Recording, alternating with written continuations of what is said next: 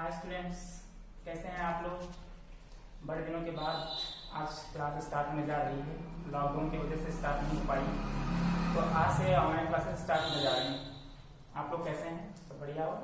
हाँ, अच्छी बात है। चलिए, आज जो पहला लेक्चर स्टार्ट होने जा रहा है और पहला वीडियो हमारा, जिसमें हम फिजिक्स स्टार्ट करेंगे। 11th की फिजिक्स स्टार्ट करेंगे, ठीक है।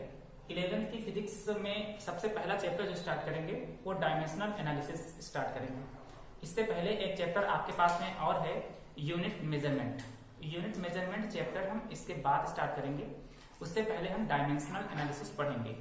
डायमेंशनल एनालिसिस होती क्या है, इसका यूज क्यों किया गया है फिजिक्स में, ये सब बारे में बात करेंगे। थोड़ा बेसिक आज पहले लेक्चर में डायमेंशनल एनालिसिस।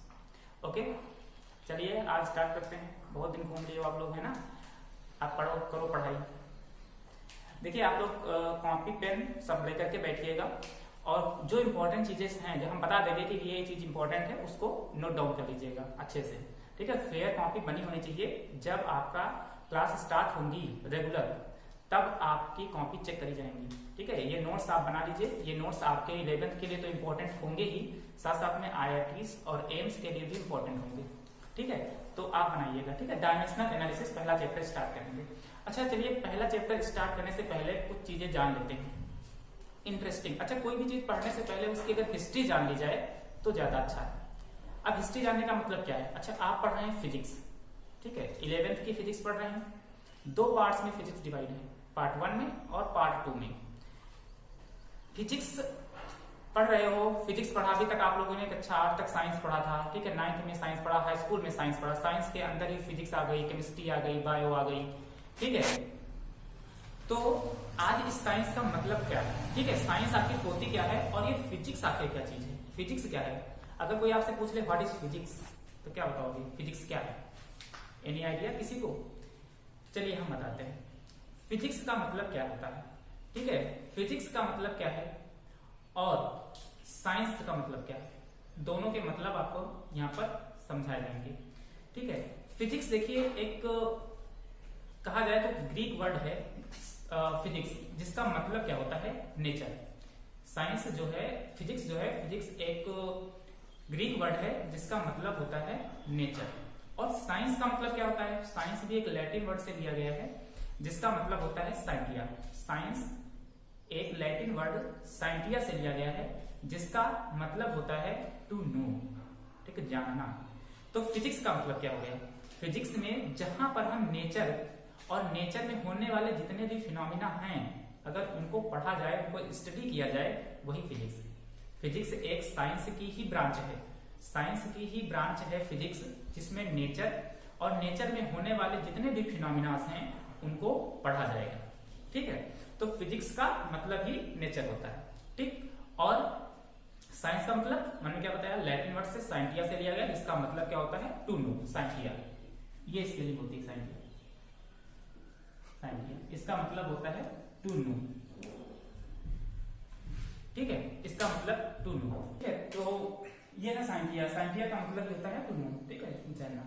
तो फिजिक्स समझ में क्या होती है? फिजिक्स अगर आपसे कोई पूछता है कि व्हाट इज फिजिक्स, तो फिजिक्स क्या है कि it is a branch of science in which we have study the nature and the phenomena of nature in earth, ठीक है। जो भी फिनोमिना नेचर के अंदर होते हैं वो हम इसी में फिजिक्स में क्या करेंगे? स्टडी करेंगे। यूनिट कितनी होती हैं? 7 फंडामेंटल यूनिट होती हैं, वो क्वांटिटीज होती हैं। 7 फंडामेंटल क्वांटिटीज कौन कौन सी होती हैं वो हम समझते हैं जरा। फंडामेंटल क्वांटिटीज, वो 7 फंडामेंटल क्वांटिटीज क्या होती हैं और वो सातों फंडामेंटल क्वांटिटीज की यूनिट क्या होती है। ओके, समझते रहिए धीरे धीरे करके। आप देखिए फंडामेंटल क्वांटिटीज क्या होती हैं सातों। पहली क्या होती है? मास। मास, तो इसको एक तरीके से बनिए, टेबल की तरह बना लीजिए। इधर लिखेंगे हम, ये क्वांटिटी लिखेंगे, क्वांटिटी, और उसके साथ में उसका सिंबल, सिंबल। हम लोग सिंबल करते हैं, सिंबल नहीं तो सिंबल करते हैं इसको, ठीक है। और दूसरा इसकी यूनिट, और उस यूनिट की भी, उसका भी सिंबल क्या है, इसको एक टेबल की तरह बना लेते हैं।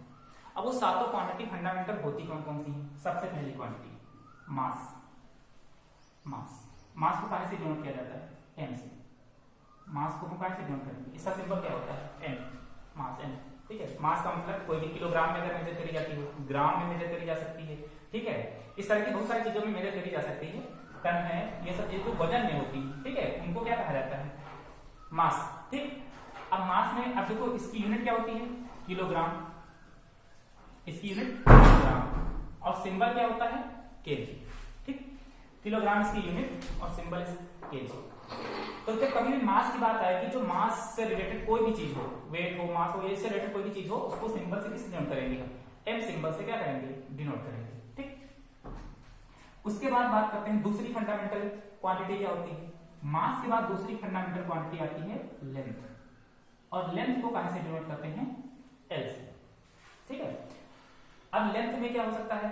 हाइट, विड्थ, ये सभी अगर देखा जाए रेडियस, ये अपने आप में तो लेंथ ही है ना, सबको मेजर तो मीटर में किया जाएगा अगर एमकेएस सिस्टम की बात करें तो ये हमारे पास है लेंथ एल। ठीक है, इसको किस सिंबल से डिनोट किया जाएगा?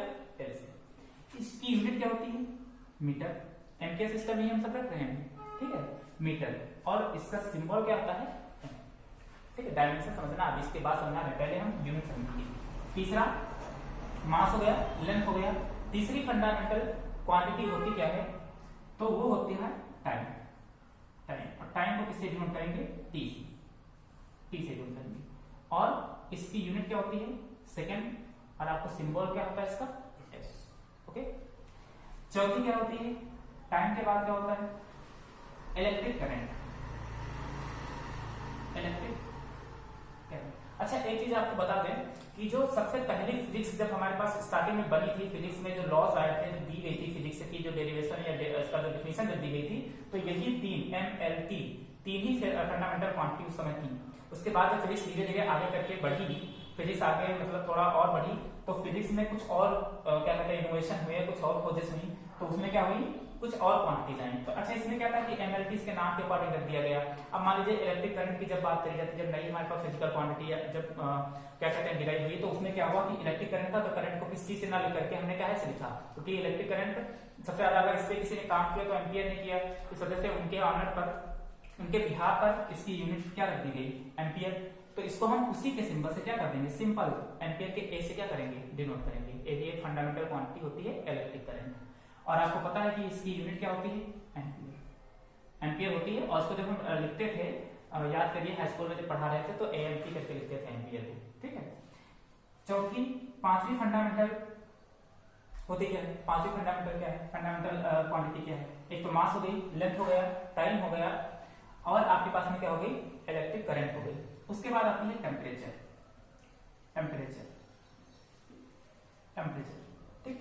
अब टेम्परेचर डिग्री सेंटीग्रेड में भी होता है, डिग्री केल्विन में भी होता है, ठीक है, बहुत सारी चीजों में होता है, फ़ारेनहाइट में भी होता है। तो इसको हम क्या करते हैं? केल्विन में है तो सीधे सीधे के से भी डिनोट कर सकते हैं, या तो एक और एक सिंबल होता है, इसको कैपिटल थीटा, स्मॉल थीटा आपने पढ़ा था मैथ में, साइन थीटा कॉस थीटा, है ना, तो उसमें भी एक थीटा, वो थीटा स्मॉल होता था, ऐसे स्मॉल थीटा, लेकिन ये कहते हैं कैपिटल, ठीक है, बिल्कुल उसी तरह बना, थोड़ा सा बाहर की तरफ निकला है, तो ये टेम्परेचर, ठीक है। और टेम्परेचर की यूनिट कुछ भी हो सकती है, डिग्री सेंटीग्रेड में भी मेजर करी जा सकती है, डिग्री केल्विन में भी मेजर करी जा सकती है, ठीक है, और डिग्री फ़ारेनहाइट में भी क्या करी जा सकती है? मेजर करी जा सकती है, ठीक है। तो ये इसकी बहुत सारी हमारे पास है, डिग्री सेंटीग्रेड है, डिग्री केल्विन है, डिग्री फ़ारेनहाइट है, ठीक है, किसी में भी मेजर किया जा सकता है इसको। इसके बाद हमारे पास आता है छठी क्वांटिटी जो हमारे पास होती है, एक तो टेम्परेचर हो गया, इलेक्ट्रिक करंट हो गई, टेम्परेचर हो गया।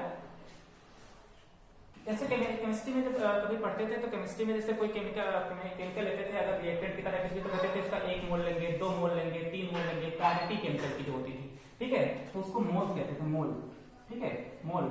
तो इसको भी हम इसी सिंबल से डिनोट करते हैं, मोल को, ठीक है। तो इसको भी हम जब डिनोट करेंगे यहाँ पर तो MOL मोल से डिनोट करेंगे, ठीक, और इसकी यूनिट क्या होती थी? मोल ही होती थी। सातवीं जो आती है इंटेंसिटी, इंटेंसिटी, इंटेंसिटी आई से डिनोट करी जाती है, इंटेंसिटी सिंपल आई से डिनोट करेंगे इंटेंसिटी को, ठीक है। इंटेंसिटी आपको पढ़ा है, इंटेंसिटी भी पढ़ाई गई थी, को पढ़ाया गया था इंटेंसिटी, है। तो इंटेंसिटी जो होती है, इंटेंसिटी की जो हमारे पास ये सिंबल होता है, हमारे पास ये आई होता है, और इसकी जो यूनिट होती है वो कैंडेला होती है, कैंडेला, और इसको हम CD से क्या करेंगे? डिनोट करेंगे। इसका सिंबल जो होता है कैंडेला होता है। तो इतनी है हमारे पास ये फंडामेंटल क्वांटिटी और ये इनकी यूनिट और ये उनके सिंबल। तो अब एक मास जिसका सिंबल m, लेंथ जिसका सिंबल l, टाइम जिसका सिंबल t, इलेक्ट्रिक करंट जिसका सिंबल a, टेम्परेचर k या थीटा कैपिटल थीटा, मोल का मोल और इंटेंसिटी का I, इसकी यूनिट किलोग्राम, इसकी metre, second, ampere, degree centigrade, mole और ये कैंडेला। ठीक, इतनी चीज नोट डाउन कर लीजिए, इसको नोट डाउन करना है और ये फेयर कॉपी में लिखी होनी चाहिए कि ये फंडामेंटल 7 फंडामेंटल क्वांटिटीज आपके पास में होती है। ठीक है, अब बढ़ते हैं आगे।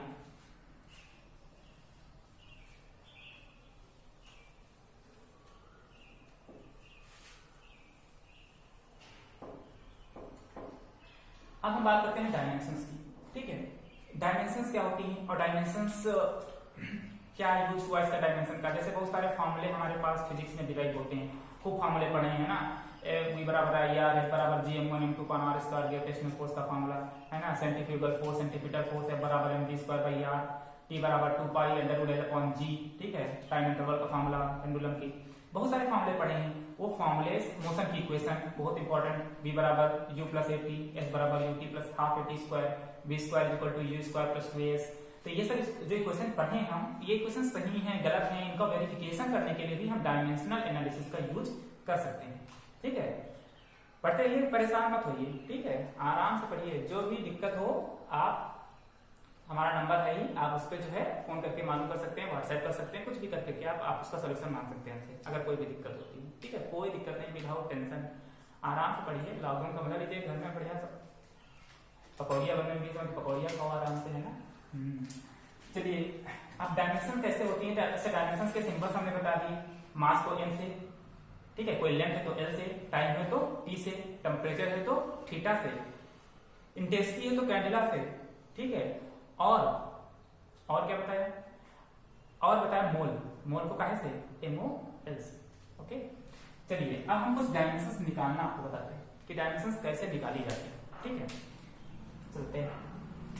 सबसे पहले डायमेंशंस अगर बताते हैं, जैसे एक सिंपल सा फॉर्मूला सबको पता है, खूब पता है, बिल्कुल मतलब रटे रटाए बैठिए। अब ये फॉर्मूला अगर किसी को नहीं पता है तो इस समय जो गांव में लॉकडाउन में बैठे हो, कहीं पर चुल्लू पर पानी होगा, उसी में डूब के मर जाना। अगर ये फॉर्मूला किसी को नहीं पता है तो समझे। हाँ, वेलोसिटी, वेलोसिटी का फॉर्मूला क्या होता है, डिस्प्लेसमेंट अपॉन टाइम,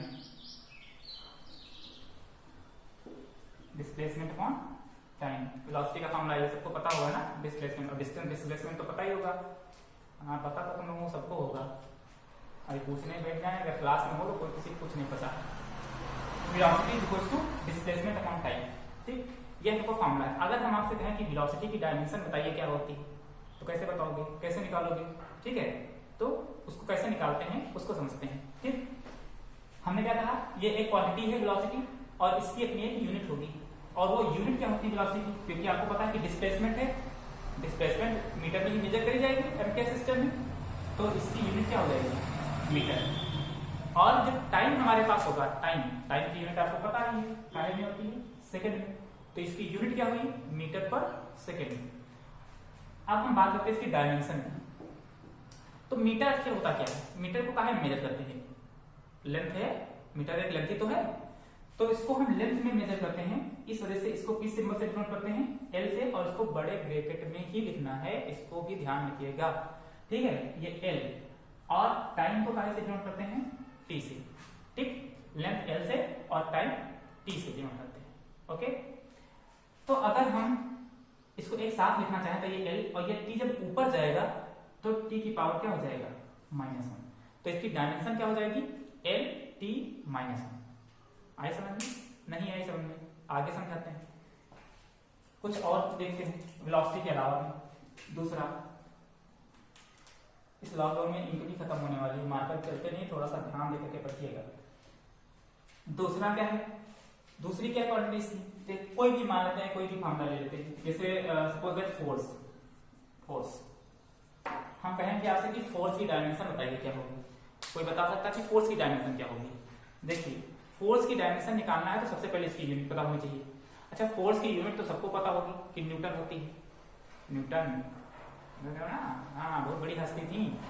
तो फोर्स की यूनिट क्या होती है, न्यूटन। ठीक है, अब न्यूटन तो साइंटिस्ट का नाम है ना, तो साइंटिस्ट के नाम से तो ये हम निकाल सकते नहीं डायमेंशन, तो उसकी यूनिट हमको क्या होनी चाहिए, पता होनी चाहिए सिंबल के रूप में। तो फोर्स का कोई एक फार्मूला हमको पता है, न्यूटन का ही एक फार्मूला पता है, बहुत ही अच्छा फार्मूला दिया है, सेकंड फार्मूला न्यूटन का, लॉज ऑफ मोशन में न्यूटन सेकंड लॉ आपने 9th में पढ़ा होगा, ठीक है। और वो F इक्वल टू क्या होता था, m इंटू ए। यहाँ पर m क्या होता था, मास, और a क्या होता था, एक्सेलरेशन, ठीक है। एक्सेलरेशन क्या होता है, change in velocity upon time, the rate of change of velocity is called acceleration, ठीक। फॉर्मूला क्या होता था, a equal to change in velocity upon time. अब हम इनकी जरा यूनिट की बात कर लेते हैं। मास की यूनिट आपको सबको पता है, किलोग्राम। एक्सेलरेशन की यूनिट क्या होगी, अच्छा वेलोसिटी क्या है, होती है मीटर पर सेकंड में, और टाइम भी तो है सेकंड में, तो ये सेकंड क्या हो जाएगा, स्क्वायर, आया समझ में। तो यहाँ पर क्या हो जाएगा, मीटर पर सेकंड स्क्वायर, ठीक। अब इसकी डायमेंशन आसानी से निकाल सकते हैं। मतलब अगर फोर्स की एक यूनिट तो न्यूटन होती ही है, और दूसरी यूनिट क्या होती है, किलोग्राम मीटर पर सेकंड स्क्वायर, ठीक। बहुत ही सिंपल है, कोई नहीं, सबसे इजी चैप्टर है फिजिक्स का। किलोग्राम, इसको हमने कैसे लिख लिया, m से, और ध्यान रखिएगा कि इसको काहे में लिखना है, बड़े ब्रैकेट में, ठीक है, कोष्ठक कहते हैं हिंदी में, कोष्ठक, बड़ा कोष्ठक, ठीक। और किलोग्राम, और ये m है मीटर, तो मीटर को काहे में जोड़ किया जाता है, l से। और सेकंड स्क्वायर को काहे से जोड़ करते हैं, ये सेकंड है, ये 2 है, तो t तो था, और इसके पावर कितना लगा लिया, 2। अब अगर इनको हम एक साथ लिखें, तो एक साथ लिखेंगे तो ऐसे लिखेंगे, m l t ऊपर जाएगा तो t की पावर कितना, -2। तो फोर्स की डायमेंशन क्या हो गई, m l t -2, समझे, हाँ समझते रहो। और कुछ चीजें हैं समझते हैं, इसको नोट डाउन करते रहिएगा सारी चीजें, डायमेंशंस। चलिए next, work done. Work done जो आप लोग बिल्कुल भी नहीं कर रहे हो, ठीक है। वर्क डन का मतलब क्या है, ठीक है। अब वर्क डन आखिर होता क्या है, अच्छा वर्क डन की और एनर्जी दोनों की डायमेंशन सेम होती है, दोनों की यूनिट भी सेम होती है, लेकिन दोनों में बेसिक डिफरेंस क्या होता है, आपको पता है, नहीं पता है, देखते हैं, आपको डिफरेंस बताते हैं कि आखिर डिफरेंस आखिर क्या है। जब दोनों चीज एक ही है तो दो अलग अलग पढ़ने की क्या आवश्यकता है ना, खोपड़ी पे प्रेशर डालो अपना, तो उसको समझते हैं कि वर्क डन और एनर्जी में बेसिक डिफरेंस क्या है, आखिर एनर्जी जब यूनिट सेम है तो देखिए वर्क डन क्या है, जैसे ये मार्कर हमारे पास है, ठीक, इसके ऊपर हमने एक एक्सटर्नल फोर्स अप्लाई किया, और एक्सटर्नल फोर्स अप्लाई किया तो इसमें डिस्प्लेसमेंट होने लगा। मार्कर था, इस पे फोर्स अप्लाई किया, इसमें अंदर क्या हुआ, डिस्प्लेसमेंट हुआ, दिस इज वर्क डन। ये दीवार है, इसके ऊपर धक्का मारो, गिरा दो, देखते हैं कौन बहुत बड़ा बाहुबली, ठीक है। इस पे प्रेशर लगाते रहो, फोर्स लगाते रहो, लेकिन इसको डिस्प्लेस्ड नहीं कर सकते इतनी आसानी से।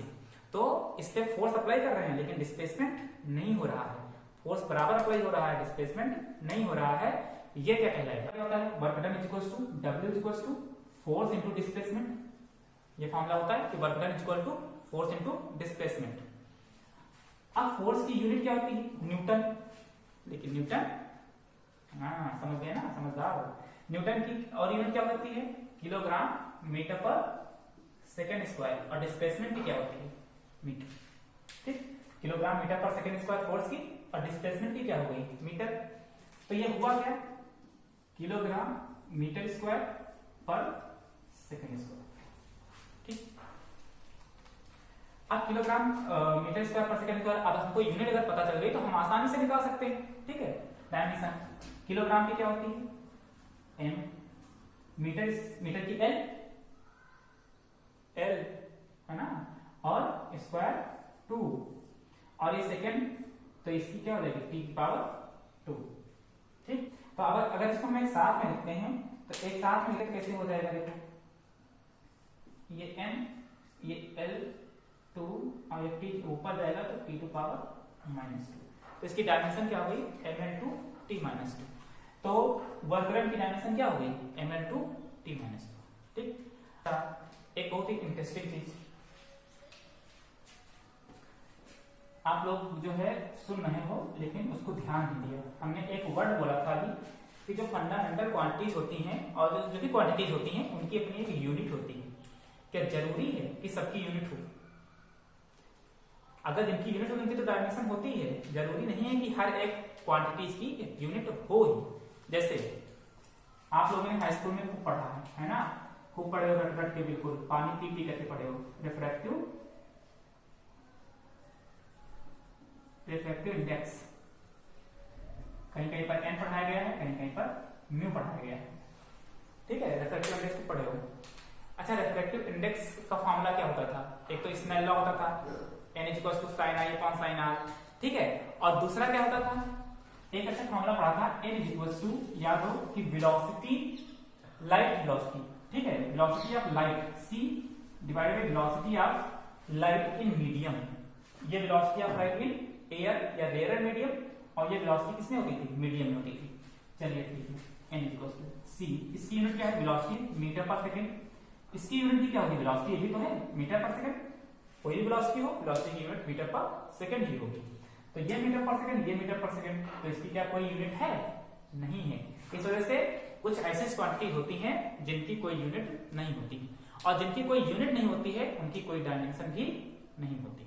इस चीज को ध्यान रखिएगा, नोट करके लिख लीजिए कि जिसकी यूनिट नहीं होती है उसकी डायमेंशन भी नहीं होती है।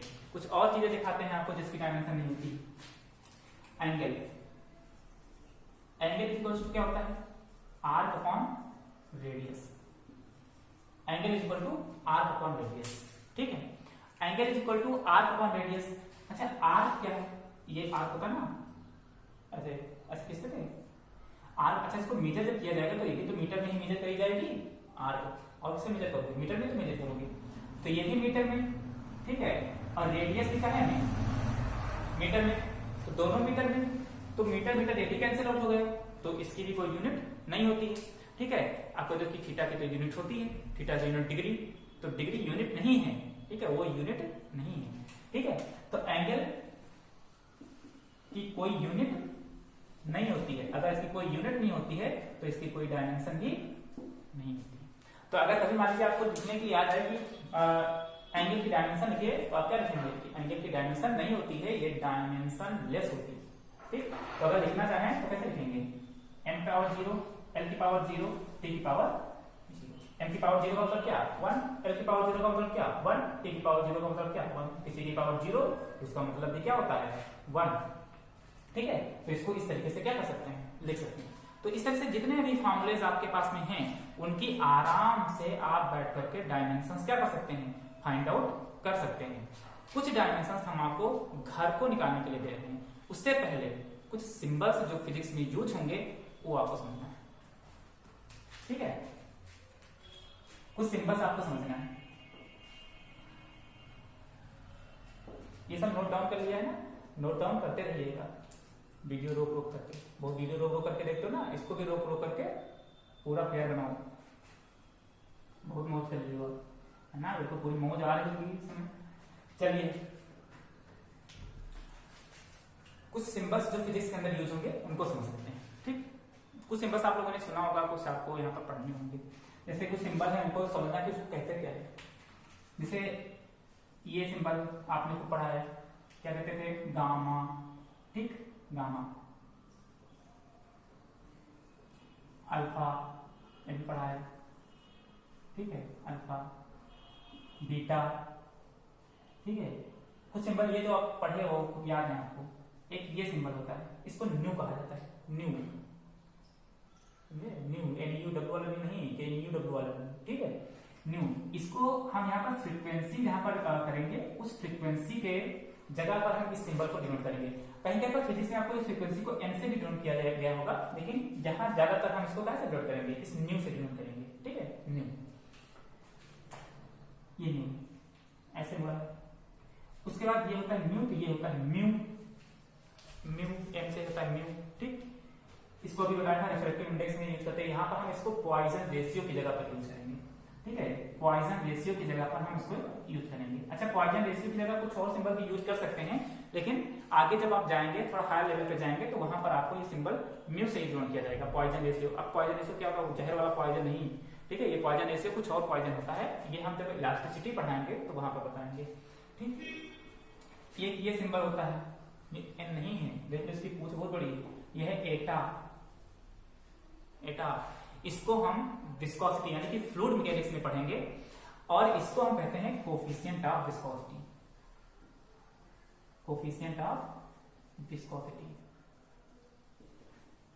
विस्कोसिटी, विस्कस लिक्विड है ना, जो आसानी से फ्लो नहीं कर पाते हैं। अगर आपसे कहें कि विस्कस लिक्विड क्या होते हैं, तो जो लेयर टू लेयर फ्लो करते हैं, एक के ऊपर दूसरी, दूसरे के ऊपर तीसरी, चौथी लेयर, ठीक है, आसानी से फ्लो न करे, जैसे शहद, ये लेयर टू लेयर फ्लो करता है, ठीक है, इसको विस्कस लिक्विड कहते हैं, फ्लूइड मैकेनिज्म पढ़ेंगे। ये है एटा, ठीक, बहुत लंबी पूछ हो गई है। कोफिशिएंट ऑफ विस्कोसिटी बहुत ज्यादा पूछा जाता है, इसकी डायमेंशन भी बहुत ज्यादा पूछता है, बाद में डायमेंशन इसके निकलवाएंगे। एक ये हो गया H, इस सिंबल को डिनोट करेंगे, इसको प्लैंक कांस्टेंट कहा जाता है। प्लैंक्स कांस्टेंट, प्लैंक्स भी भैया एक कांस्टेंट जो है, प्लैंक्स भी एक साइंटिस्ट ही हैं, ठीक है, इनको भी बहुत अच्छे से पढ़ना है। H Planck constant. एक सिंबल ये है W, W नहीं, देखो कैसे बनाया है, ऐसे, इसको कहते हैं ओमेगा। ओमेगा, इसको हम एंगुलर वेलोसिटी से क्या करेंगे, एंगुलर वेलोसिटी जहां पर डिनोट करनी होगी सर्कुलर मोशन में, वहां पर हम इसको ओमेगा से डिनोट करेंगे, ठीक है। तो ये हो गया अल्फा बीटा गामा हो गया, न्यू हो गया, म्यू हो गया, एन हो गया, एच हो गया, ये डब्ल्यू हो गया। एक कैपिटल वाई, इसको यंग मॉडुलस ऑफ इलास्टिसिटी कहते हैं, यंग मॉडुलस ऑफ इलास्टिसिटी, इसको इलास्टिसिटी चैप्टर में यूज करेंगे, यंग मॉडुलस ऑफ इलास्टिसिटी, ठीक है। और कुछ सिंबल है, एक ये सिंबल है टाउ, इसको टाउ कहते हैं, टाउ, शियर फोर्स। जब शियर फोर्स की बात करेंगे तो हम टाउ मतलब टॉर्क, शियर फोर्स की जगह कह सकते हैं, इसको टॉर्क की जगह यहाँ पर ज्यादा यूज करते हैं, शियर फोर्स तो आगे हो जाएगा, यहाँ पर टॉर्क पहले तो ज्यादा बेटर है, इसको टॉर्क की जगह पर हम इस टाउ को क्या करेंगे, यूज करेंगे, ठीक। ये सिंबल है, और बहुत सारे सिंबल हैं जो अभी कुछ याद नहीं आ रहे हैं, ठीक है।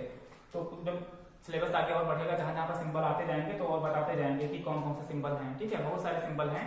एक सिंबल और होता है जीटा करके सिंबल होता है, ऐसे करके थोड़ा एस करके बनता है, ऐसे, ये इसको जीटा कहते हैं, जीटा, ठीक है।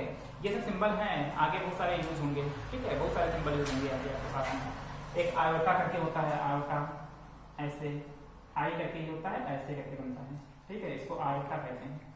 ये सिंबल है, सब सिंबल जो है यूज होंगे आपके आगे फिजिक्स में यूज होंगे, तो इनसे रूबरू होना जरूरी है, ठीक है, इनका दीदार कर लीजिए आप, समझे। तो ये सिंबल सब यूज होंगे आगे, ठीक। तो ये सिंबल है, इनको नोट डाउन कर लीजिए अगर नोट डाउन करना है कहीं पर।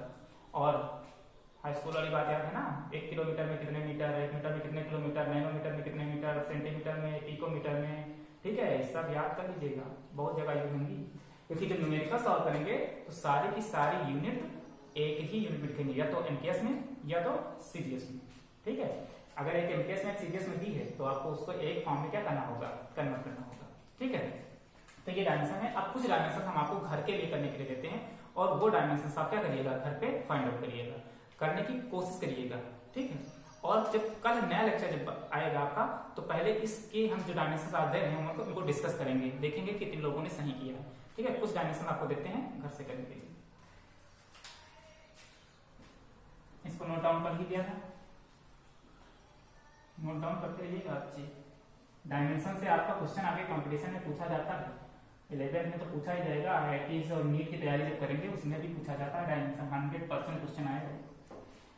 चलिए कुछ हम आपको दे रहे हैं, करके लाना है। एनर्जी, एनर्जी का आपको निकालना है, ठीक है। फॉर्मूला एनर्जी का कोई भी फॉर्मूला लगा दीजिएगा एनर्जी का, ठीक है। एनर्जी का फॉर्मूला जैसे कि मार्कर कौन सा चल रहा है, एनर्जी का फॉर्मूला जैसे आपको पता है पोटेंशियल एनर्जी, ठीक है। पोटेंशियल एनर्जी का फॉर्मूला आपको पता है mgh, इसको यूज करिएगा।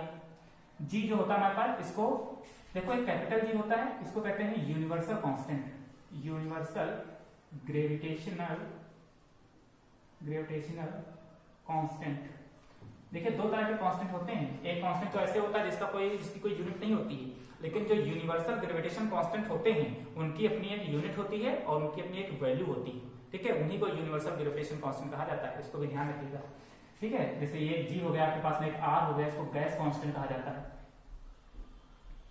इसकी भी अपनी एक यूनिट होती है, ठीक है। आर है, इसका भी अपना एक वैल्यू होती है। ये जी जैसे एच बताया था अभी, प्लैंक कांस्टेंट, इसकी भी अपनी एक यूनिट होती है, ये भी यूनिवर्सल कांस्टेंट है, ठीक है। ये सब यूनिवर्सल कांस्टेंट हैं, इसको यूनिवर्सल ग्रेविटेशन कांस्टेंट कहा जाता है, कैपिटल जी को सार्वत्रिक गुरुत्वाकर्षण नियतांक हिंदी में कहते हैं, ठीक है।